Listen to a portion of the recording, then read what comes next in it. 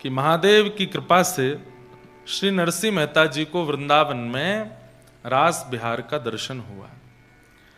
बंधुओं, रास में प्रवेश महादेव को भी गोपी बने बिना नहीं मिलता, लेकिन नरसिंह मेहता जी के कुछ दिनों के भजन के पश्चात ही उनको रास में प्रवेश मिल गया। ये महादेव की कृपा है। इसलिए महादेव कौन है? आचार्य हैं, गुरु हैं। कई लोग कहते हैं क्या गुरु का जीवन में होना आवश्यक है? निश्चित आवश्यक है। जैसे नैरोबी आने के लिए पासपोर्ट होना जरूरी है, वीजा होना जरूरी है, ऐसे ही गोलोक धाम या वैकुंठ धाम की यात्रा यदि करनी है तो गुरु रूपी आइडेंटिफिकेशन आपके पास में होना चाहिए। गुरु आपकी आइडेंटिटी बनाते हैं।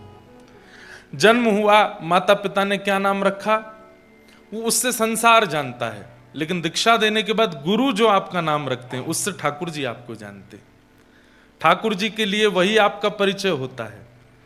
अब घर में भले ही आपका नाम सोनू हो, घर में भले ही आपका नाम कुछ भी हो, अब बड़े विचित्र नाम होते हैं घरों में, तो अब वीजा ऑफिसर के पास जाकर के, पासपोर्ट कंट्रोल पे जाकर के आप कहो कि this is Pappu from India, तो everyone knows me by this name, तो वो उससे नहीं आपको पहचानेगा। बोले आप जानते नहीं हो मैं बहुत बड़ा आदमी हूं इंडिया का, तो वो पासपोर्ट कंट्रोल वाला कहेगा कि I just want to see your passport, मुझे अपना नाम नहीं बताओ कि तुम किस नाम से पहचाने जाते हो, पासपोर्ट देखना है। आप कहोगे अरे मेरी इतनी चलती है इंडिया में, 10 गाड़ियां मेरे आगे पीछे चलती हैं, वहां का मिनिस्टर, वहां के मंत्री सब मेरी जान पहचान रखते हैं, you just check on Google my name is Pappu. तो वो आदमी यही कहेगा कि मुझे उससे मतलब नहीं, just show me your passport. आप कहोगे पासपोर्ट नहीं है, तो आप कितने भी बड़े पप्पू हो आपको वापस जाना पड़ेगा।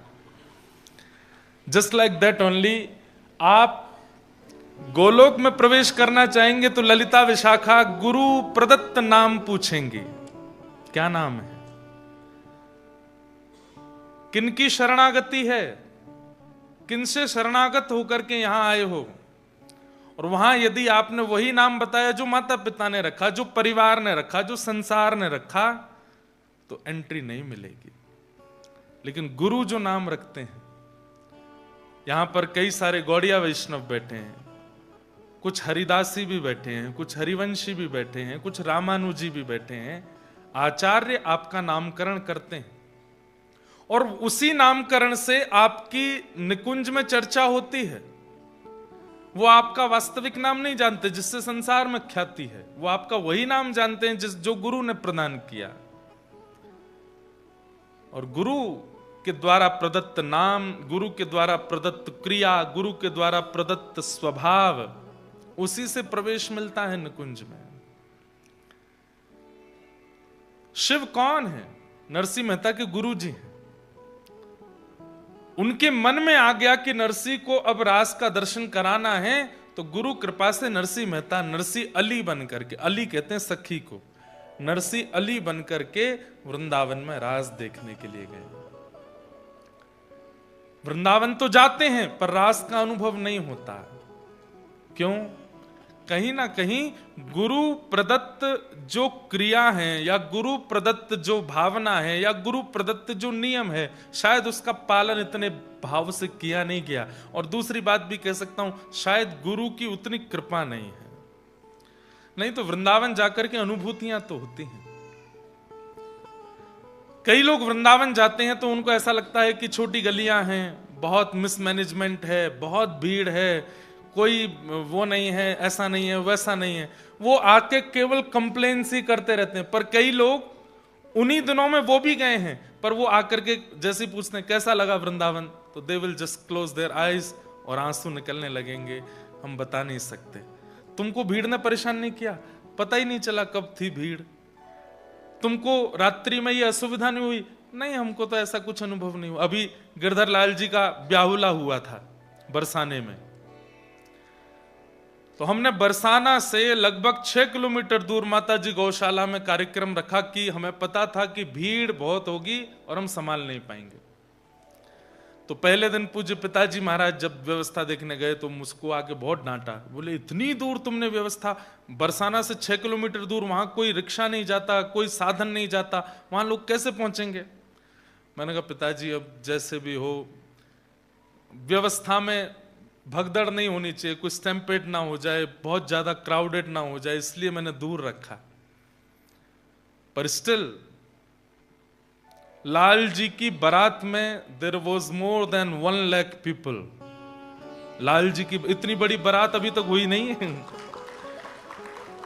1 लाख आदमी, मतलब सुबह 10 बजे से लेकर के रात्रि 6 बजे तक, 7 बजे तक बरसाना वाज पैक्ड। पूरे बरसाना में जाम लगा हुआ था, इतनी भीड़, और वहां 6 किलोमीटर दूर भी लोग आए। अब उसके बाद में लोगों के 2 तरीके के रुझान, कई लोग अरे हम तो परेशान हो गए, इतनी लंबी यात्रा, इतनी लंबी, उसमें बीच में हम तो थक गए, हमको तो बहुत मिट्टी लगी, हम तो बहुत धूल मिट्टी खा गए, हमारा तो गला खराब हो गया, ऐसा हो गया, कई लोगों की शिकायत। और वहीं कुछ लोग कैसे, वो नेत्रों से जा नहीं रही है छवि, ऐसा लग रहा था कि मानो सच में गोलोक धाम की बारात है, साक्षात गिरधर लाल जी विराजमान हैं, सारे सखा मंडली आगे पीछे नाचते जा रहे हैं, और इतनी सारी भीड़ ऐसे लग रही थी मानो जैसे 84 कोस के ब्रजवासी आ गए हैं, सब ठाकुर जी की बारात में नाचते हुए जा रहे हैं। एक लड़का था, 20 साल का होगा, 20-21 साल का, most of them was youngsters उस पूरी बारात में। एक 20 साल का लड़का सुबह 10 बजे से रात्रि 7-8 बजे तक केवल एक ही चीज कह रहा था, बधाई हो, बधाई हो, जिसको मिले उसको बोलता था बधाई हो। And he was just crying, continuously crying. उसका, मेरे को जब वो मिला उस समय 5 बज गए थे, तो 10 बजे से बोल रहा था, तो उसकी आवाज नहीं निकल रही थी, और बस रोता हुआ, जानकार हो अनजान हो, उसको गले लगा के बोले बधाई हो, मेरे लाला का ब्याह है, बधाई हो, मेरे लाला का ब्याह है, बधाई हो। तो ये डिपेंड करता है कि आपका स्वभाव या आपके प्रदत्त गुरुदेव के नियम आपने कैसे किए हैं, उस दृष्टि से आपको कई बार व्रज दिखने लगता है। व्रज में असुविधाएं दिखना, व्रज में बहुत मिसमैनेजमेंट दिखना, व्रज में परेशानियों की अनुभूति होना, ये व्रज की कमी नहीं है, ये कहीं ना कहीं हमारे भजन की कमी है। अभी होली के दिन निकल करके गए, बहुत लोग कंप्लेंट्स करते हैं होली पे, व्रज में ऐसा होता है, व्रज में ऐसा होता है। पर वहीं एक सखी क्या गा रही है, मैं इत आई फाग देखन को, मैं इत आई फाग देखन को, तो ही देख भई मतवारी, तो ही देख भई मतवारी, को रंग डारो को पिचकारी, को रंग डारो को पिचकारी, सुध बुध नाही सारी, सुध बुध नाही सारी,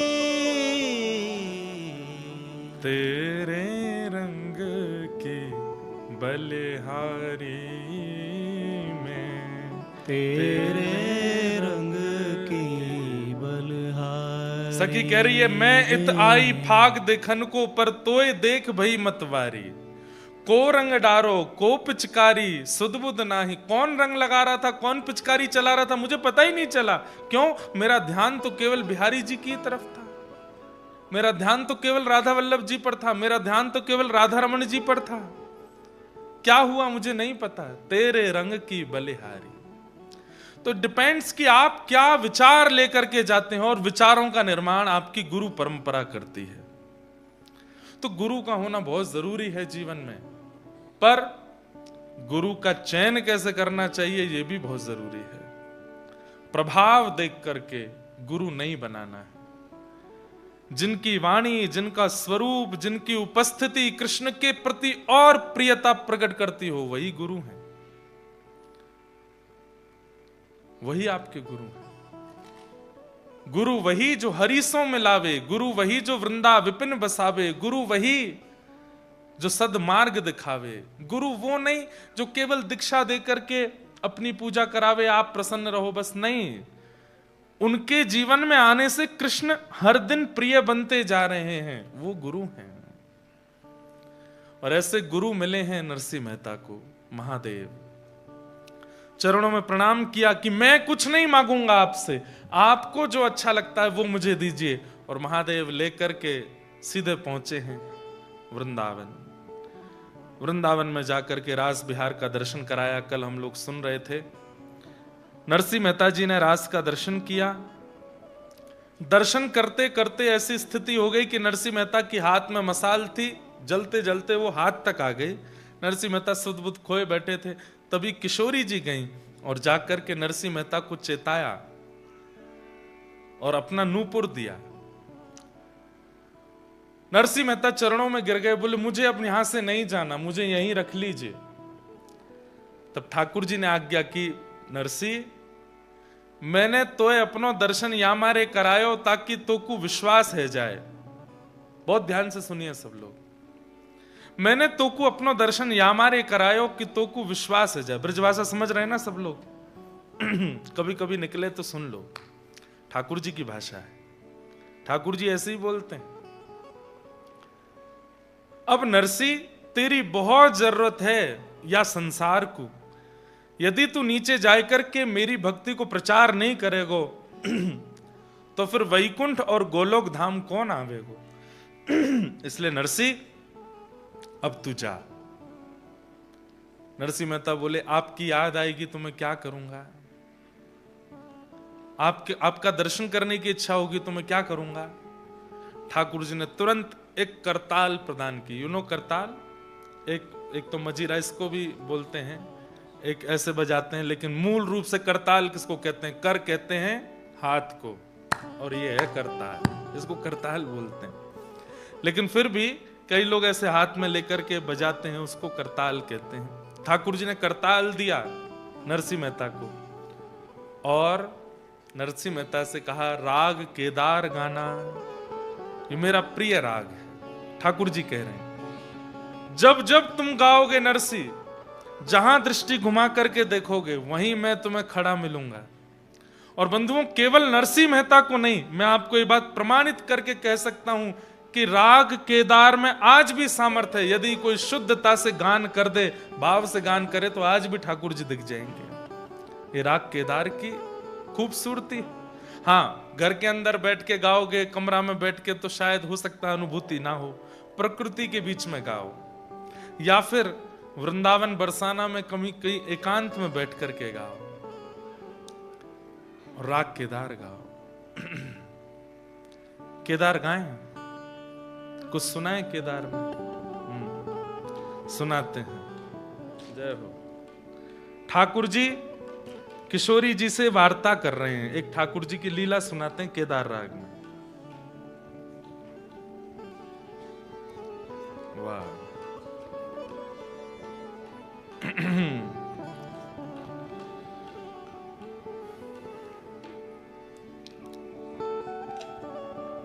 अभी यहां बारिश का मौसम आ गया हमारे वृंदावन में, भारत में तो नहीं आया, लेकिन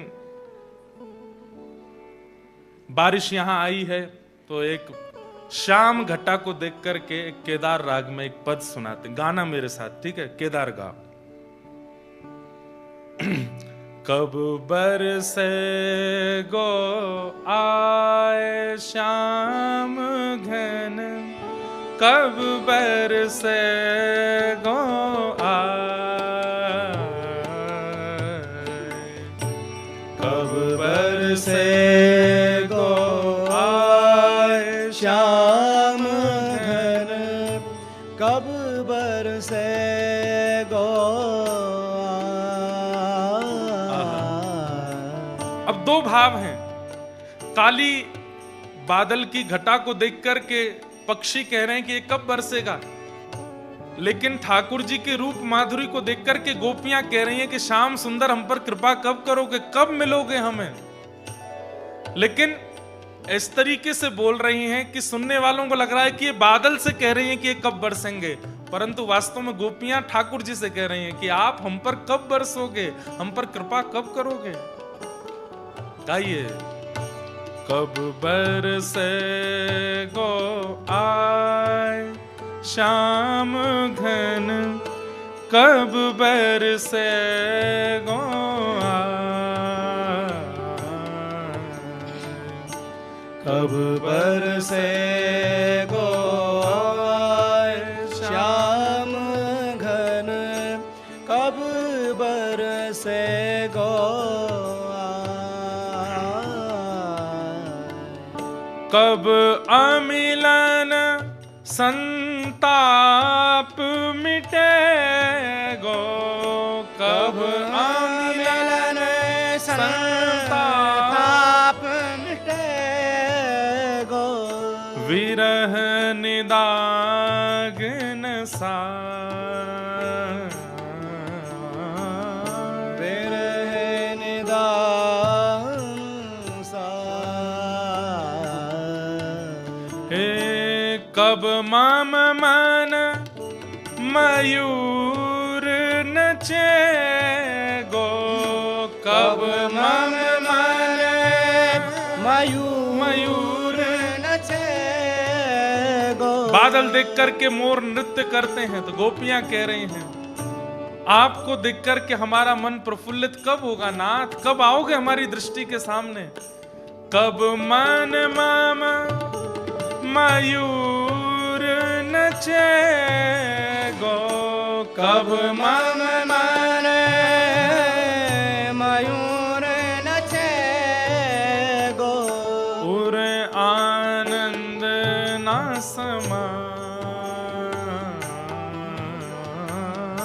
और आनंद ना समाए। हे श्याम मिलन बिन कछु न सुहावे, श्याम मिलन बिन कछु न सुहावे, श्याम मिलन बिन कछु न सुहावे, श्याम मिलन बिन कछु न सुहावे। एक बात बोलूं, इतनी संख्या में आप बैठे हो, अगर एक स्वर में गाने लगो तो ये समाज बन जाएगा। गोपियां जब एकजुट में बैठ गई थी तब किशोरी जी ने आज्ञा की कि कृष्ण को बुलाना है तो गाओ, बिना गाए वो नहीं आएंगे। तब गोपियों ने गोपी गीत गाया। इतनी सारी गोपियां बैठी हैं, कोई मन से बैठी है, कोई भोजन के लिए बैठी है, कोई बेमन से बैठी है, कोई फोटो खिंचाने आई है, पर हैं तो सब गोपी।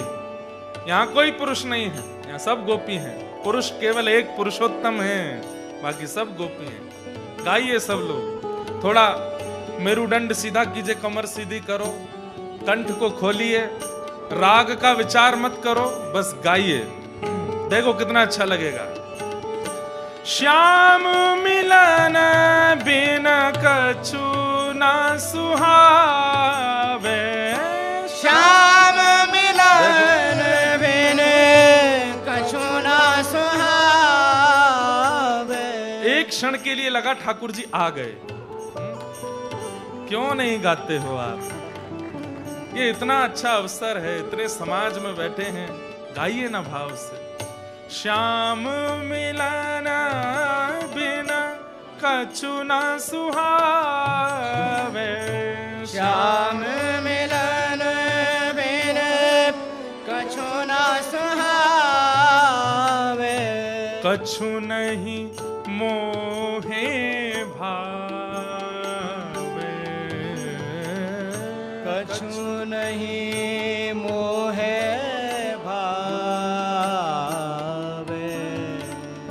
कब बरसे गो आए श्याम घन, कब बरसे गो आए, कब बरसे गो आए श्याम घन, कब बरसे गो आए। हे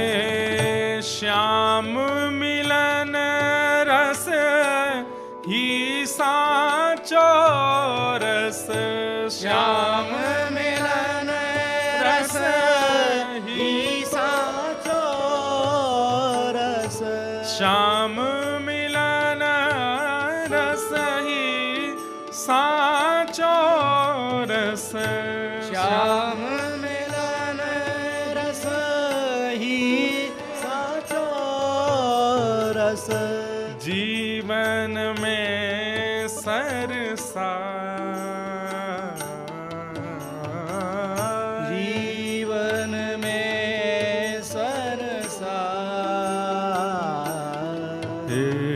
कब बरसे गो आए श्याम घन, कब बरसे गो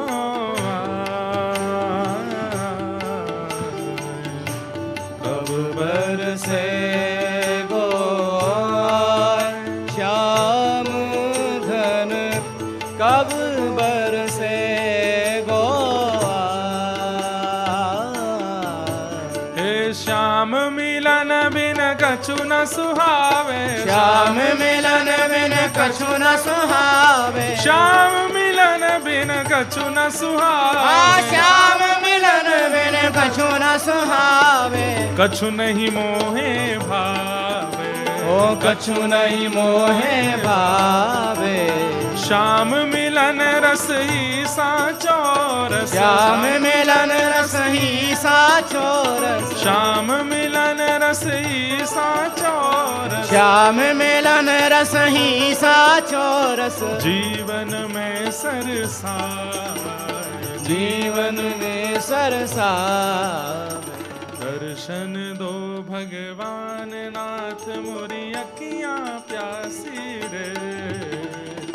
दर्शन दो बनवारी नाथ मोरी अखियां प्यासी रे।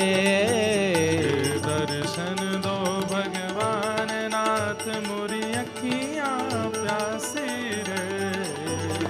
दर्शन दो बनवारी नाथ मोरी श्री अखियां द्वारिकाधीश। प्यासी जय। नरसिंह मेहता को राग भी दिया और वह राग सिखाया भी ठाकुर जी ने। यह भी समझने वाली बात। नरसिंह मेहता छोटे से, उनको कहां संगीत आता है।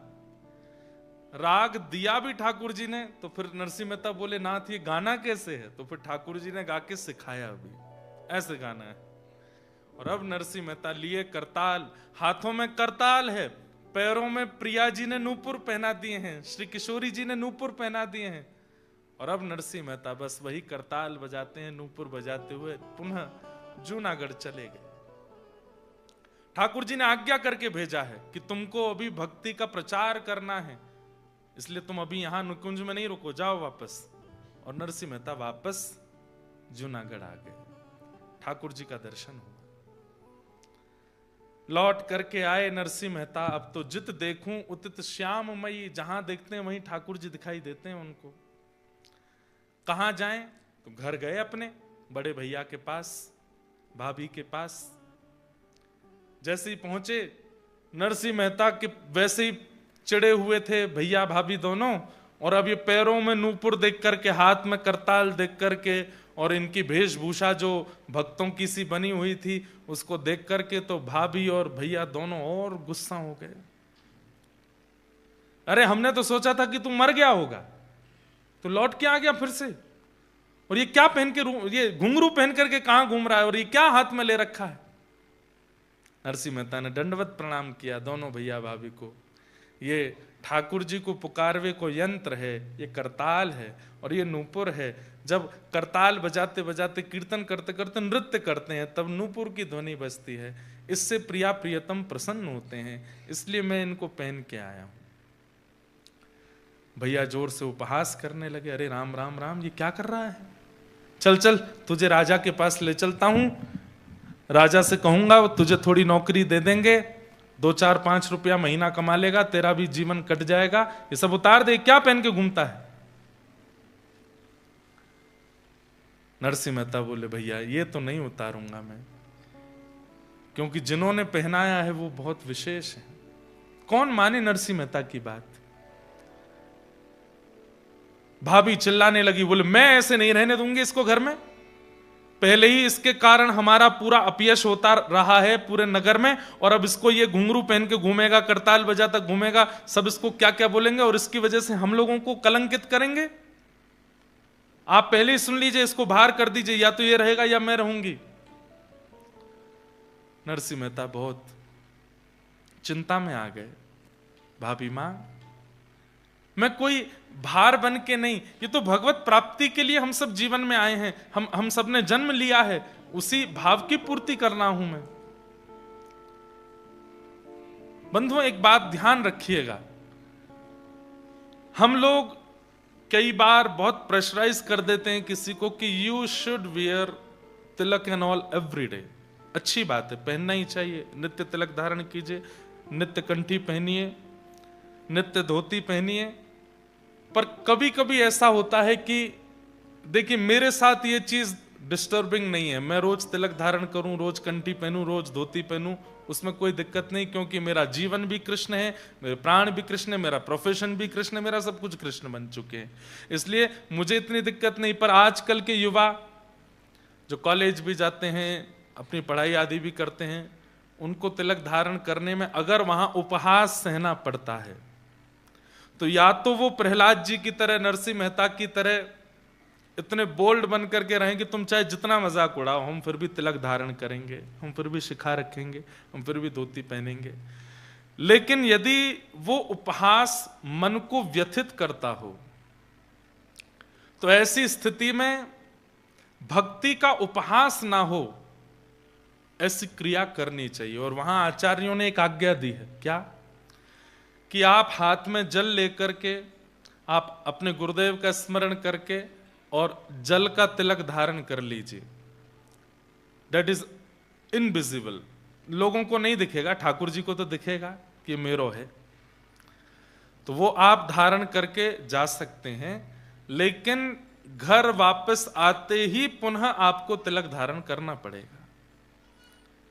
जो लोगों को तिलक धारण करने की विशेष परम इच्छा चित्त में होती है, उन लोगों के लिए ऐसा कर सकते हैं, या तो वो पहनिए, उसके लिए चाहे लड़ना पड़ जाए, दुनिया से लड़ जाइए, लेकिन फिर भी आप उस उपहास को अगर सह नहीं पाते हैं, तो आप इस प्रकार से तिलक धारण कर सकते हैं। नरसिंह मेहता जी ने मन में विचार किया कि अकेले मेरा उपहास होता तो मैं सह लेता, लेकिन यहां पर करताल का, नूपुर का, संकीर्तन का, भक्त भेष का अपराध हो रहा है, ये मैं नहीं सह पाऊंगा। और नरसिंह मेहता ने अपने भैया भाभी को प्रणाम किया, बोले मैं घर छोड़ के जा रहा हूं। तो बोले तू जा रहा है, इसमें तेरी भलाई होगी। नहीं नहीं नहीं, हम निकाल रहे हैं, हम तुझे घर से निकाल रहे हैं। सोचिए, बोले अगर ये कह के जाएगा कि मैं जा रहा हूं, तो नगर के लोग कहेंगे कि उसने घर छोड़ा, इसमें इसकी भलाई मानी जाएगी। ऐसा करो कि हम तुझे निकाल रहे हैं। और नगर के लोगों को पता चले तो हल्ला करते हुए नरसिंह मेहता को घर से निकाल दिया। सब लोगों ने समझ लिया कि नरसिंह को घर से निकाल दिया है।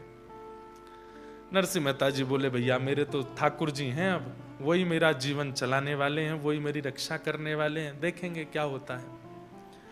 गांव के बाहर एक धर्मशाला थी, उस धर्मशाला में जाके नरसिंह मेहता रहने लगे। वहीं बैठ करके अपना भजन करते थे। तभी पास के एक गांव में एक ब्राह्मण रहते थे, उनकी बेटी का नाम था मणिक गौरी। तो मणिक गौरी ने अपने पिता से कहा था कि मैं ऐसे वैसे किसी से ब्याह नहीं करूंगी, मैं ऐसे से ब्याह करूंगी जिससे ब्याह करके मेरे भजन में वृद्धि हो, मुझे भगवत मिलन में और सहायता हो। मुझे धनवान नहीं चाहिए, मुझे रूपवान नहीं चाहिए, मुझे साधक भक्त व्यक्ति चाहिए जिससे मैं ब्याह करूं। पिताजी बोले ऐसा लड़का कहां मिलेगा, जगह जगह ढूंढते रहे, कहीं नहीं मिला। तो उन पिता ने ठाकुर जी की आराधना की, ध्यान से सुनिएगा, खूब आराधना की और कहा कि मेरी पुत्री जैसा वर चाहती है वैसा वर इस संसार में मिलेगा। एक दिन ठाकुर जी पहुंच गए स्वप्न में और उनसे जाकर के बोले पास का एक स्थान है जूनागढ़, बोले हाँ, वहां धर्मशाला में एक रहता है, नागर वंशीय ब्राह्मण है, उसका नाम है नरसिंह मेहता, तुम्हारी बेटी का उससे ब्याह कर दो। सोचिए, everything is designed and scripted by Thakur ji of Narsinh Mehta. हम लोग अपने जीवन का निर्माण स्वयं करते हैं, इसलिए जीवन में आने वाली विपत्ति भी हमको ही सहनी पड़ती है। लेकिन नरसिंह मेहता ने ऐसा समर्पण किया है ठाकुर जी को कि सब कुछ ठाकुर जी डिजाइन कर रहे हैं। क्या खाना है, क्या पहनना है, कहां जाना है, किससे मिलना है, कब बैठना है, ये सब कुछ ठाकुर जी डिसाइड कर रहे हैं। यही असली भक्त का स्वरूप होता है। मैं बहुत प्रशंसा के रूप में नहीं कह रहा हूं या अभिमानवश नहीं कह रहा हूं, पर हमने भी अपने लाल जी को अपना जीवन अर्पित कर रखा है। वो जैसा चाहते हैं वही होता है। उनकी इच्छा के बिना इस तन के ऊपर वस्त्र भी नहीं आता, यह निश्चित बात है। उनकी इच्छा के बिना मैं विदेश में भी कहीं नहीं जाता। नायरोबी आने के लिए भी पर्ची डालनी पड़ती है कि आप चलोगे, वो हां बोलते हैं तो ही आते हैं। और भी जहां कथाएं होने ही हैं सब जगह की, भारत में तो अब नहीं जाते लाल जी। अब विवाह के बाद लाल जी का विवाह हो गया, तब से लाल जी घर विराजने की ज्यादा संभावना। बाकी ईच एंड एवरीथिंग सब लाल जी डिसाइड करते हैं कि क्या होना है क्या नहीं।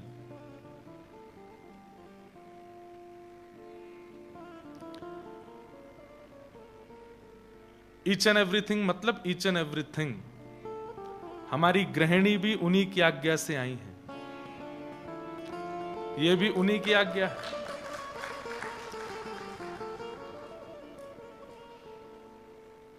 अब जीवन में जो कुछ भी है सब उन्हीं की आज्ञा है। ये गाड़ी लें नहीं लें, यहां पे जाएं नहीं जाएं, यहां घर बनाएं नहीं बनाएं, उससे मिलें नहीं मिलें, सब कुछ ठाकुर जी डिसाइड करते हैं। और यही जीवन होना चाहिए, ऐसा ही होना चाहिए। उसमें अपने को एक चीज होती है कि जब सब कुछ ठाकुर जी ने विचार करके दिया है तो उसमें होने वाली आपत्ति विपत्ति संपत्ति वह सब भी ठाकुर जी की जिम्मेवारी है। वो देखेंगे, वो संभालेंगे।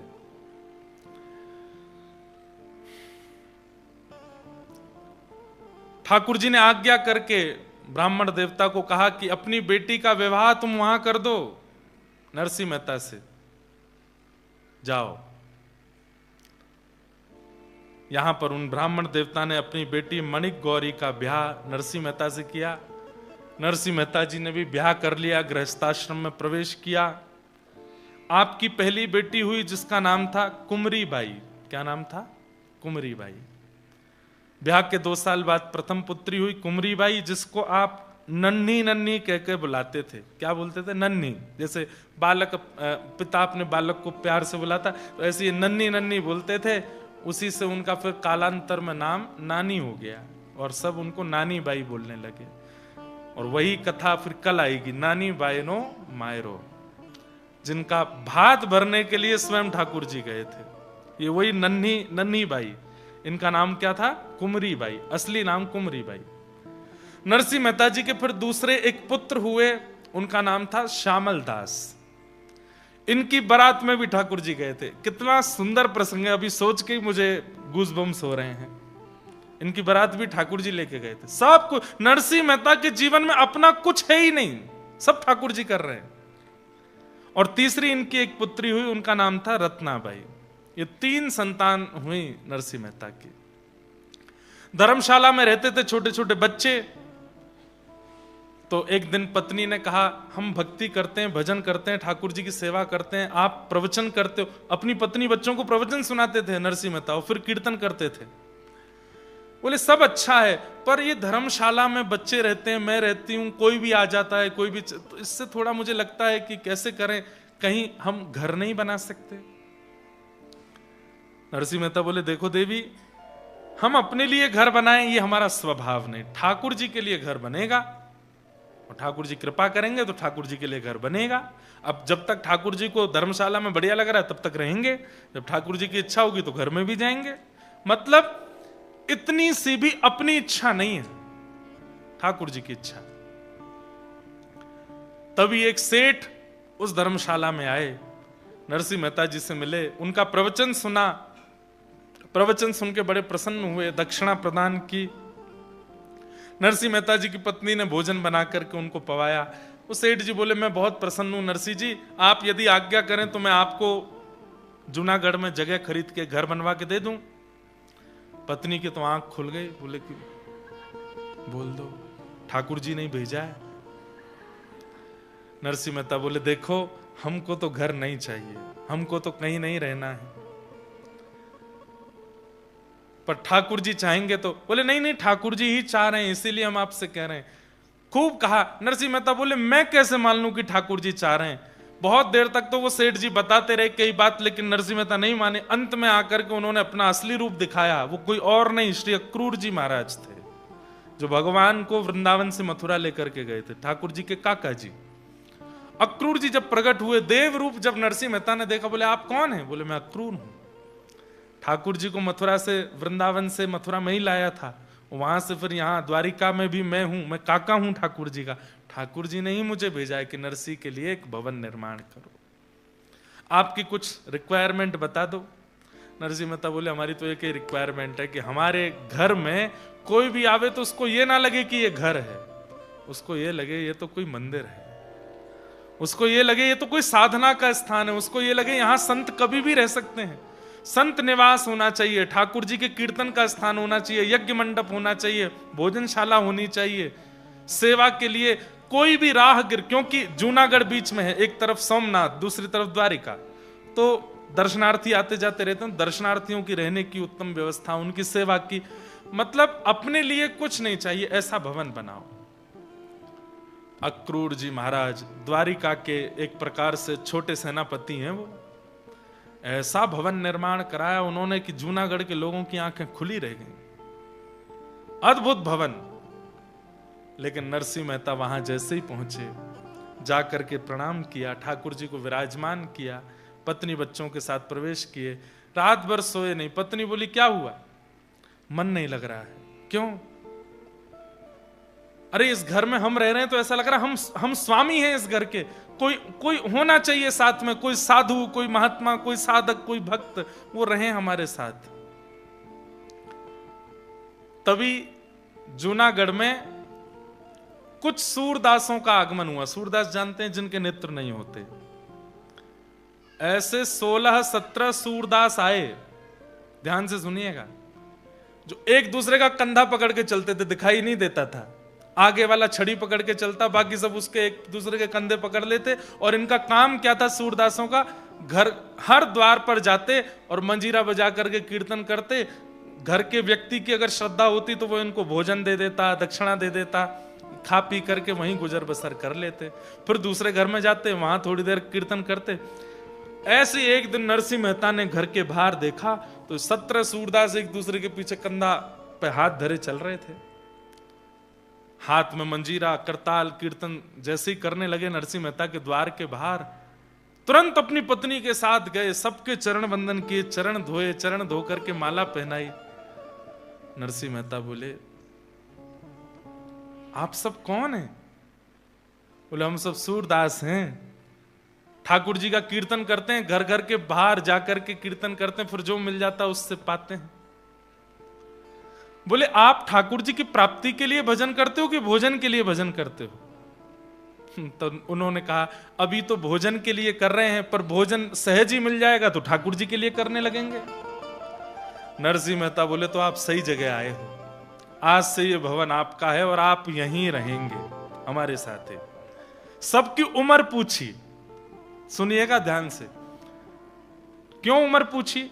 बोले नरसिंह मेहता से जो छोटे हैं वो सब छोटे भाई, और जो बड़े हैं वो सब बड़े भाई, और तो परिवार है नहीं, यही मेरा परिवार। पत्नी से कहा ये जेठ हैं, ये 3-4 जो हैं, और ये बाकी के जो हैं तुम्हारे देवर हैं, इनसे घूंघट करके रहना, इनको रोज प्रणाम करना। और पत्नी भी उसी भावना से उन सबको प्रणाम करती। गली मोहल्ले के लोग पूछते अरे नरसिंह ये कौन है? बोले रिश्तेदार हैं हमारे। अच्छा दूर के होंगे? बोले दूर के नहीं है, सबसे करीब के हैं, सबसे करीब के हैं। बोले अच्छा किनके बालक हैं? बोले ठाकुर जी के बालक हैं, ठाकुर जी हमारे प्राण हैं और उनके ये सब बालक हैं, इसलिए हमारे सबसे करीबी हैं। अंतिम दिन तक, नरसिंह मेहता जी के अंतिम दिन तक ये सारे सूरदास उनके साथ ही रहे, एक दिन भी सूरदासों को दूर नहीं किया नरसिंह मेहता जी ने। नरसिंह मेहता कभी कभी उन सूरदासों के सामने बैठ करके कहते, आप कितने भाग्यशाली हो। बोले क्यों? ठाकुर जी ने आपको नेत्र नहीं दिए। बोले ये इसमें भाग्य क्या है हमारा? तब नरसिंह मेहता कहते, हरि में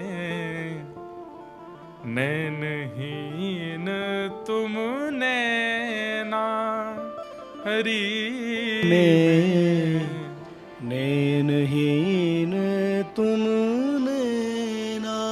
मैं नैनहीन हूं, इसका मतलब क्या है? मेरे नेत्र ठाकुर जी आप ही हो। थाम उंगरिया जौन डगरिया, थाम उंगरिया जौन डगरिया, थाम उंगरिया जौन डगरिया, थाम उंगरिया जौन डगरिया। ले चालो तुम जानो, ले चालो तुम जानो, हरि में नैनहीन तुम नैना, हरि में नैनहीन तुम नैना। मैं नैनहीन हूं पर मेरे नेत्र आप हो। और नेत्रों का काम है वो अच्छे स्थान को देख के हमको वहां ले चलते हैं। मेरे नेत्र ही जब ठाकुर जी आप बन जाओगे तो थाम उंगरिया जोन डगरिया, ले चालो तुम जानो, हरि में नैनहीन तुम नैना। आप लोग प्रेम से मेरे घर पर निवास कीजिए, आपका ही स्थान है। और नरसिंह मेहता उनके साथ में भाव से रहने लगे। भाई ने घर से तो निकाल दिया था नरसिंह मेहता जी को, लेकिन साल में एक बार नरसिंह मेहता जी के पिताजी का श्राद्ध होता था। उस श्राद्ध में बड़े भैया इनको कहते थे कि उसमें तुम आ सकते हो, बाकी तुम साल भर मत आना, पर पिताजी का माताजी का श्राद्ध होता है उसमें आ सकते हो। तो नरसिंह मेहता हर साल अपने बड़े भैया के घर केवल श्राद्ध में जाते थे, पिताजी का श्राद्ध करने के लिए।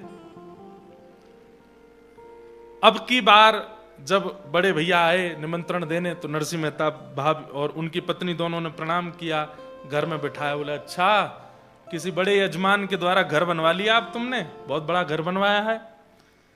भैया सब आपकी पिताजी की कृपा है, ठाकुर जी की कृपा है। अच्छा कल पिताजी का श्राद्ध है, आ जाना। जी भैया मैं आ तो जाऊंगा, लेकिन एक थोड़ी सी बात है। बोले क्या? हमारे परिवार में अब 3 बालक, मैं मेरी पत्नी, हम ही नहीं हैं, हमारे साथ में 16 सूरदास भी हैं, वो भी आएंगे, वो हमारे ही परिवार के हैं, वो भी आएंगे, तो आप थोड़ी सी व्यवस्था ज्यादा रखना। और भैया एक बात और। बोले क्या? अब मेरे नियम बहुत हो गए, मैं सुबह से सेवा करता हूं ठाकुर जी की, तो मैं जल्दी नहीं आ पाऊंगा, मैं सेवा पूरी करके ही आ पाऊंगा। अब ये बातें कहीं तो बड़ी सहजता से थी नरसिंह मेहता ने, लेकिन उनके भैया को बहुत चुभ गई। अच्छा ये बाहर के व्यक्ति, हमारे नाम के नहीं, गोत्र के नहीं, कुल के नहीं, खानदान के नहीं, इनको लेके आएगा तू श्राद्ध में? सुन, हम तो तुझ पर कृपा करे बैठे थे कि 365 दिन में एक दिन तुझे अपने घर आने देते थे, अब वो भी बंद। आज से तेरा मेरा रिश्ता सब खत्म, बिल्कुल आने की जरूरत नहीं है। इन लोगों को लेकर के आएगा तो बिल्कुल आने की आवश्यकता नहीं है, आना चाहे तो अकेले आ जाना। नरसिंह मेहता तो उनको बिल्कुल अपना मान चुके।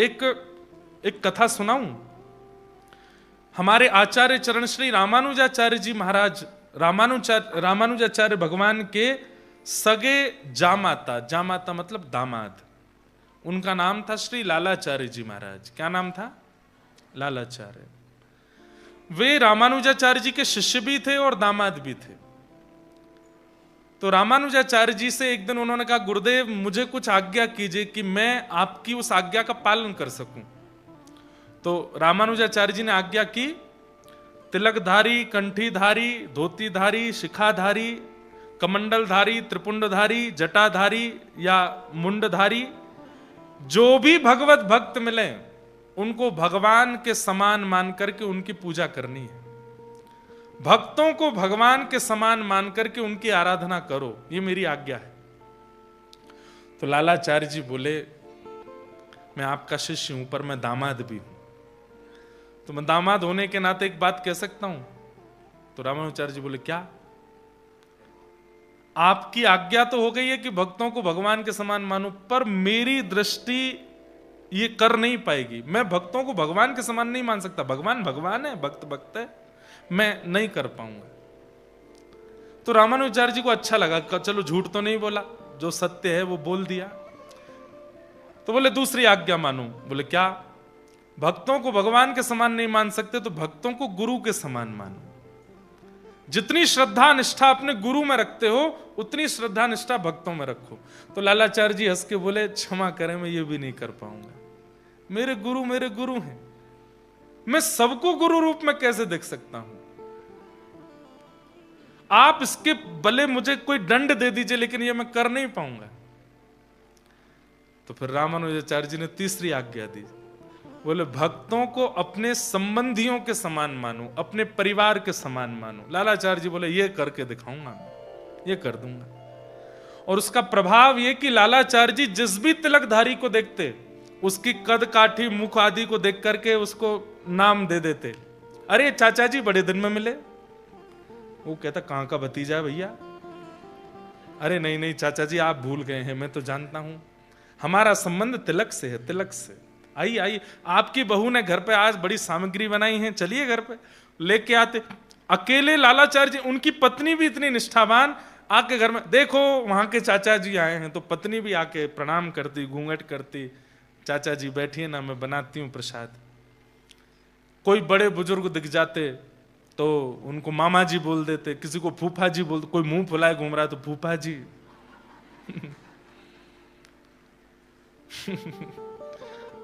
I'm sorry to all फूफाजीज whoever is sitting in this hall. फूफा जी थोड़े मुंह फुला लेते हैं। सबको वो संबंधी मानते थे। पूरे नगर में चर्चा था कि लालाचार्य जी की भक्ति देखो, ये सब तिलकधारियों को अपना संबंधी मानते हैं। कभी कभी तो इनकी पत्नी की सहेलियां वो उनसे मजाक विनोद कर देती, अरे घूंघट कर ले, क्यों? क्या पता तेरे दादा ससुर आ रहे हो सामने से, देख तिलकधारी आ रहा है कोई, तो वो वास्तव में घूंघट ही कर लेती। बोले, हाँ तूने बढ़िया याद दिलाया, दादा ससुर ही है। एक बार ऐसा हुआ कि कावेरी नदी में एक शव बहता जा रहा था और उस शव के गले में कंठी माला थी, और तभी इनकी पत्नी जल भर रही थी। तो विनोद में फिर से सखियों ने कहा, अरे अरे देख, कहीं तेरा देवर तो नहीं जा रहा मरा हुआ, देख किसी का शव बहता हुआ जा रहा है, गले में कंठी माला है। और इस बात को सुनकर के वो इतनी व्याकुल हो गई कि रोते रोते अपने पति के पास गई और जाकर के कहा, लालाचार्य जी कंठी माला पहने एक शव बहता हुआ जा रहा है। सबने कहा वो मेरे देवर तो नहीं, कंठी है गले में। तो ये बात सुनते ही कि कंठी गले में है और वो शव है, मतलब मृत्यु हो चुकी है। लालाचार्य जी इतना रोए, इतना रोए, अरे मेरे छोटे भाई चले, अभी तक देखा भी नहीं है उनको। ये नाटक नहीं हो सकता, ये वास्तविकता है। इतना रोए, इतना रोए, व्याकुल हो गए, दौड़ करके गए, जाकर के उनका शव निकाला, 2-4 लोगों की मदद से अपने घर ले आए। किसी अन्य के शव को अपना घर कैसे ला सकता है कोई? घर ला करके पुरोहित जी को बुलाया, बोले कि इनका सब करवाइए संस्कार। पुरोहित जी बोले, इनका नाम गोत्र तुम्हारे, बोले जो मेरा गोत्र है वही गोत्र है, और जिनका कोई गोत्र नहीं तो तिलकधारी कंठीधारी अच्युत गोत्र है। पुरोहित जी ने कहा, भैया मैं नहीं कराऊंगा इनका अंतिम संस्कार। जैसे तैसे एक ब्राह्मण मिला, उसने संस्कार कराया। 13 दिन तक 10 गात्र किए, जो हमारे रिचुअल्स में होता है। 13 दिन बाद ब्राह्मण भोज रखा घर पर, एक भी ब्राह्मण नहीं आया। बोले कुल ये अपनी भक्ति अपने रखे अपने पास, कुल का नहीं, जाति का नहीं, खानदान का नहीं, उसका भोजन करने जाएंगे हम? तो लालाचार्य जी रोते हुए रामानुजाचार्य जी के पास गए, बोले मैंने तो आपकी आज्ञा का पालन किया था, पर यह संसार उस आज्ञा को पूर्ण होने नहीं दे रहा है।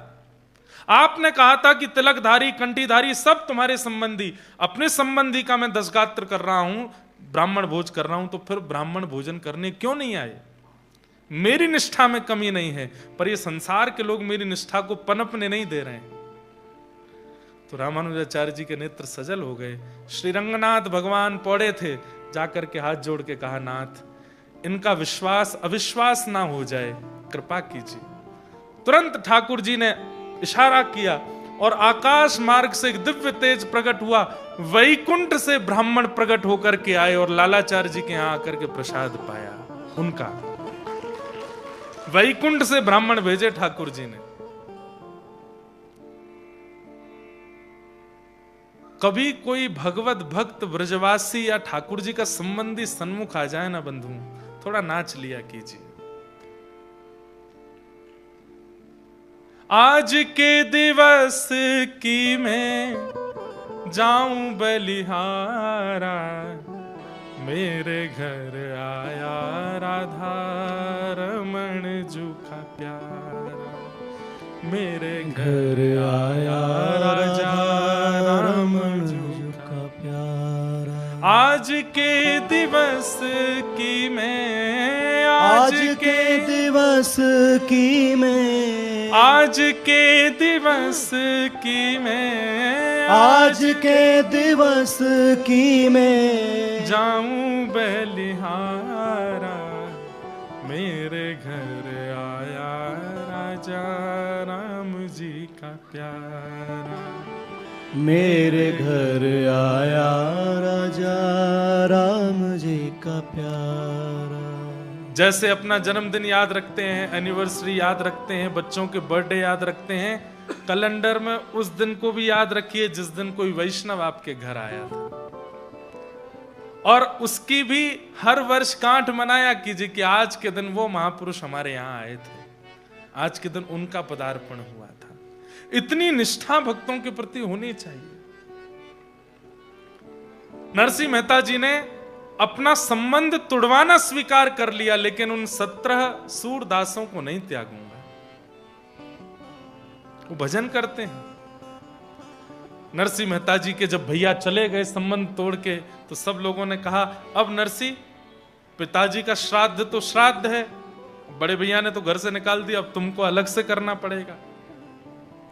नरसिंह मेहता जी बोले, करेंगे, व्यवस्था है। बोले, व्यवस्था तो नहीं है। बोले, चलो कुछ ना कुछ व्यवस्था बनेगी।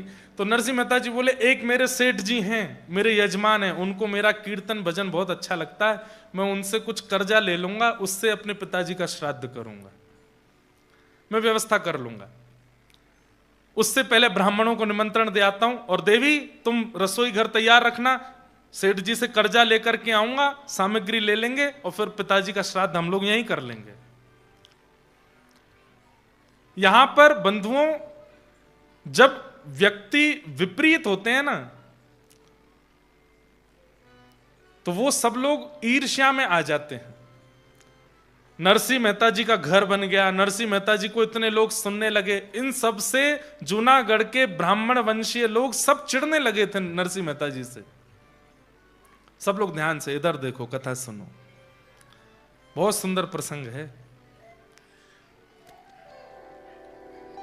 नरसिंह मेहता जी कुछ ब्राह्मणों के पास गए, अपने कुल पुरोहित के पास जाकर के कहा, कल पिताजी का श्राद्ध है, आप आ जाना। तो कुल पुरोहित बोले, हम तो तुम्हारे बड़े भैया को वचन दे चुके हैं, उसके पास जाएंगे, और एक दिन में 2 श्राद्ध नहीं खाने चाहिए, हम तो नहीं आ पाएंगे, कहीं और व्यवस्था करो।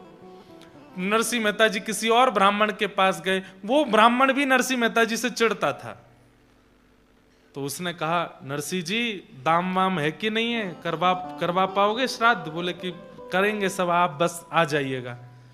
बोले, ब्राह्मण भोजन के लिए कुछ व्यवस्था? बोले कि हाँ, 4-5 ब्राह्मणों को तो भोजन पवा देंगे, आप आज्ञा कर दीजिए किनको निमंत्रण देना। बोले, तुम क्या जाओगे निमंत्रण, मैं ही बुला लाऊंगा अपने साथ, तुम जाके बस व्यवस्था करो। नरसिंह जी बोले, बड़ी कृपा, आप 5 ब्राह्मणों को लेके आ जाइएगा कल। ठीक है। नरसिंह जी जैसे ही गए, उस व्यक्ति ने सोचा, 5 ब्राह्मण, पूरे जूनागढ़ को निमंत्रण दूंगा कल मैं, कल तेरे यहां भीड़ होगी, तमाशा होगा और हम देखेंगे, इतने ब्राह्मण आ जाएंगे, और जब नहीं पवा पाएगा नरसिंह मेहता तो फिर गालियां पड़ेंगी, तब आएगा आनंद। उस ब्राह्मण ने पूरे जूनागढ़ के ब्राह्मणों को निमंत्रण दे दिया। अरे नरसिंह मेहता ने बुलाया है, अरे हाँ हाँ बड़ा घर बन गया अब तो भैया, अब तो जरूर वो भोजन बढ़िया ही पवाएगा कुछ, कल चलते हैं उसके यहाँ प्रसाद पाने के लिए।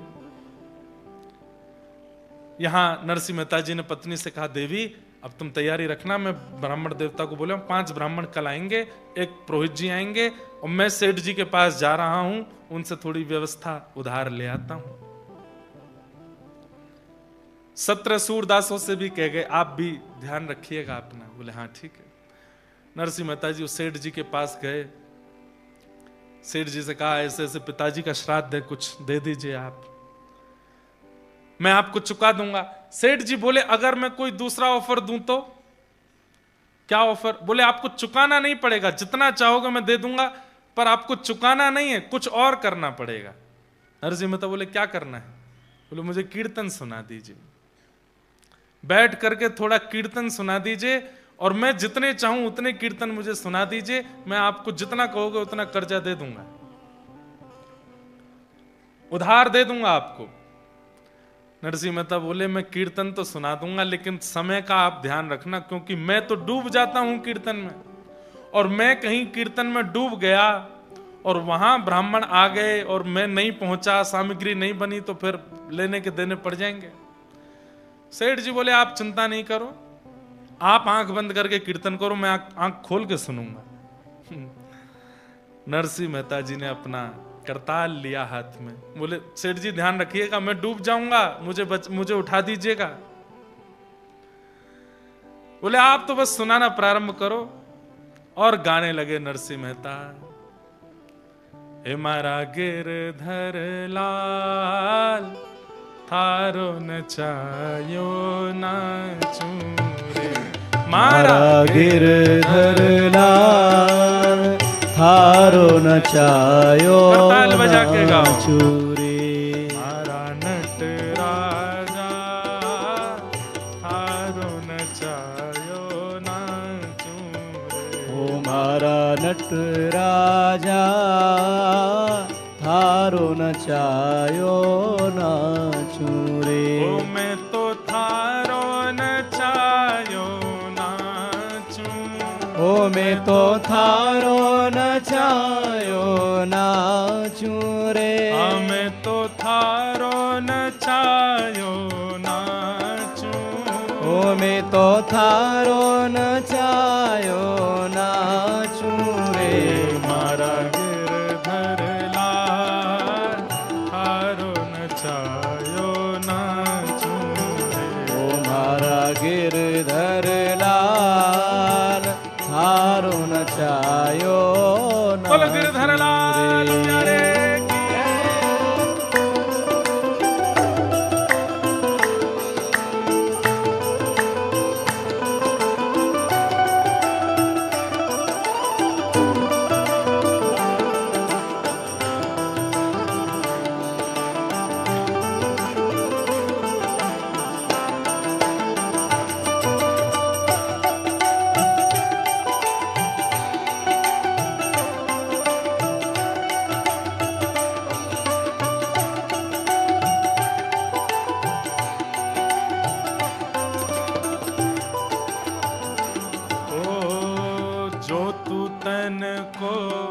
रोग लगावे ओढ़ चादर सो जाऊं,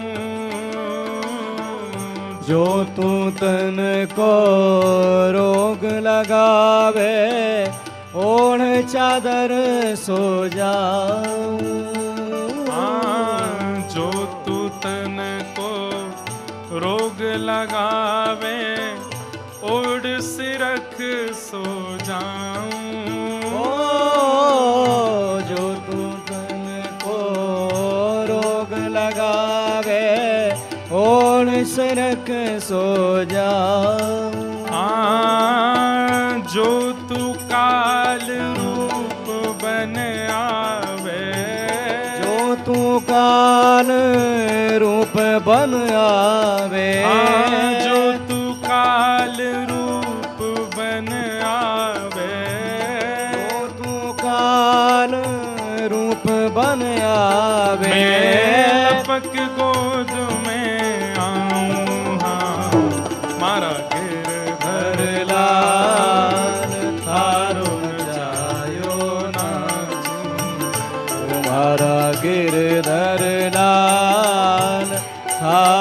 नचायो नाचू रे मारा गिरधर लाल थारो नचायो नाचू रे ओ मारा गिरधर लाल थारो नचायो नाचू रे। इन पंक्तियों में जो सबसे प्रिय मुझे लगती है, घर का प्राणी कहा ना माने, मन मन खुशी मनाऊं। घर का प्राणी कहा न माने, मन मन खुशी मनाऊं।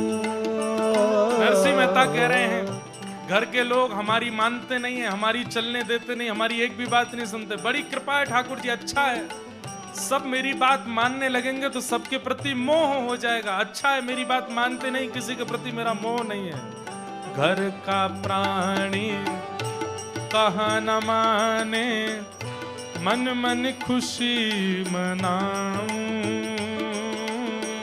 घर का प्राणी कहा न माने, मन मन खुशी मनाऊं।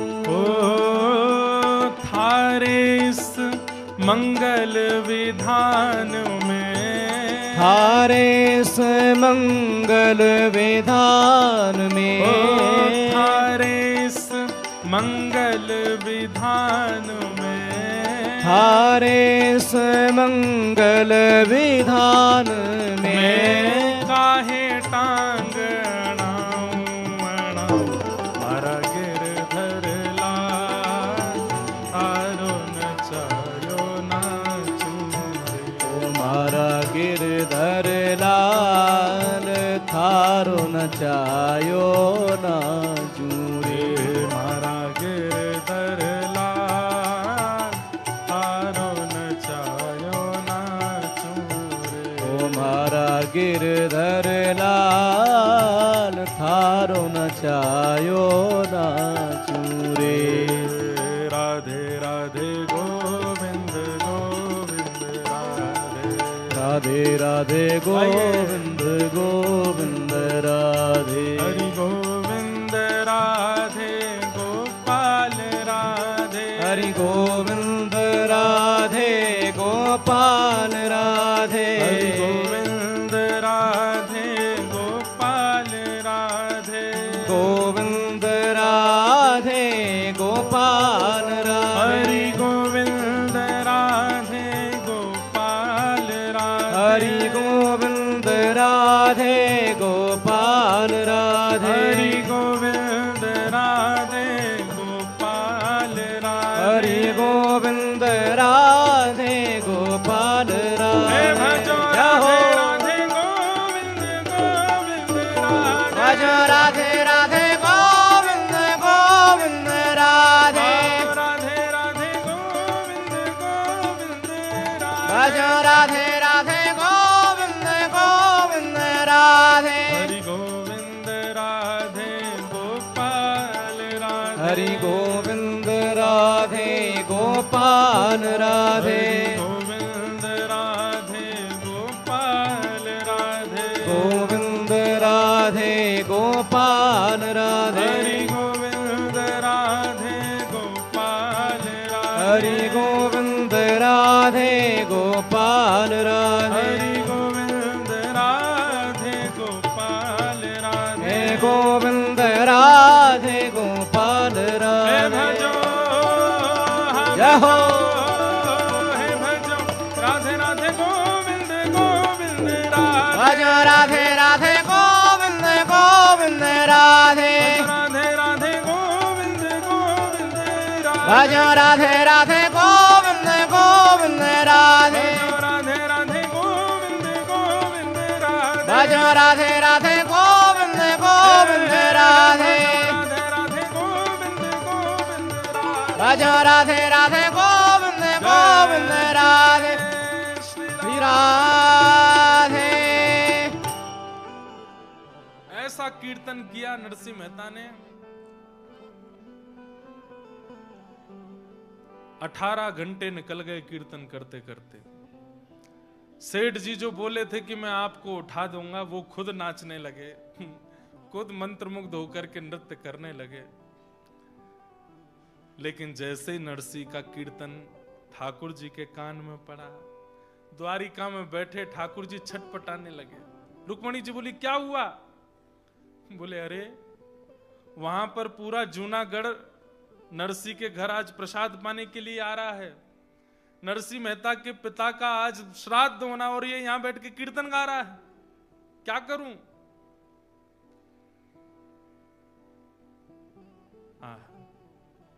अपने जन के कारण ठाकुर जी रूप बदलते हैं। कभी ठाकुर जी कोई बन के आते हैं, कभी कोई बन के आते हैं, कभी कोई बन के आते हैं, पर इस कलिकाल में एकमात्र ऐसे नरसी मेहता हैं या फिर श्री जयदेव महाप्रभु हैं जिन दो लोगों का रूप ठाकुर जी ने धारण किया।